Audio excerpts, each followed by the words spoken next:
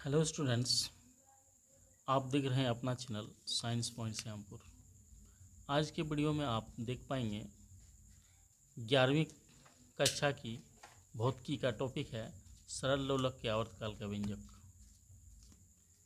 सरल लोलक के आवर्तकाल का व्यंजक एक बहुत महत्वपूर्ण और इंटरेस्टेड टॉपिक है जिसे आप आज इस वीडियो पर व्युत्पन्न करना सीखेंगे।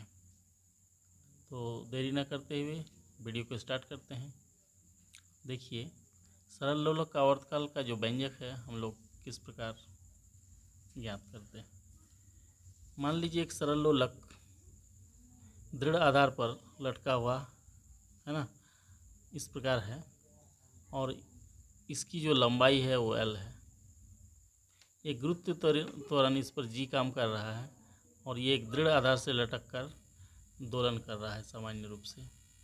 तो सामान्य अनुमानों से हम पाते हैं कि किसी सरल लोलक का जो आवर्तकाल है T, यह निम्न कारकों पर निर्भर करती है। किन किन कारकों पर करती है?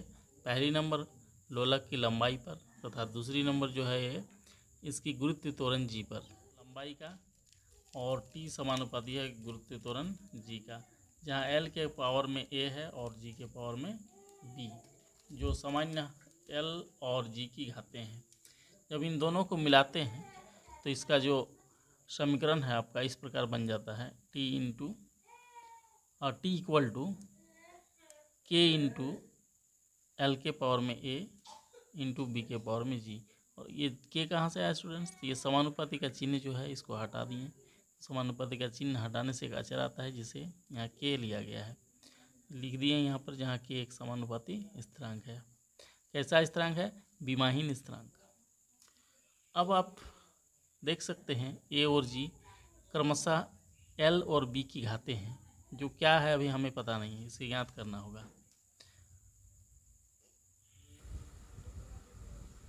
अब जो इक्वेशन 1 था स्टूडेंट्स,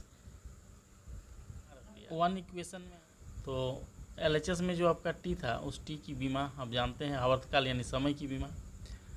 K तो विमाहीन राशि इसलिए उसकी विमा मैंने नहीं रखा है।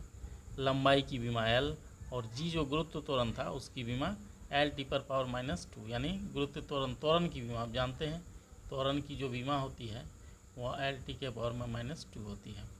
इसके पावर में A, इसके पावर में B। अब पावर को इस प्रकार गुना कर दिया आधार के साथ, A के पावर में L के पावर में A और L के पावर में B, फिर T के पावर में 2 इंटू B2B। अब आधार सेम रहने से पावर का जोड़ होता है, इसलिए यहाँ L के पावर में मैंने A + B लिखा और T के पावर में 2B। अब बीमीय समघातता के नियम का यहाँ पे उपयोग किया गया है। यहाँ पे L के पावर में 0 क्यों लिखा? तो L के पावर में 0 एक आप लिख सकते हैं बीमा के रूप में। इसको आप पढ़े होंगे पिछले बीमीय समीकरण में, इस प्रकार हम लोग यूज किए हैं संकेत का। अब बीमीय समघातता का नियम जो है उसका उपयोग करते हैं। तो बीमीय समघातता का नियम क्या बताता है कि दोनों तरफ के घातें जो है वो समान होती हैं।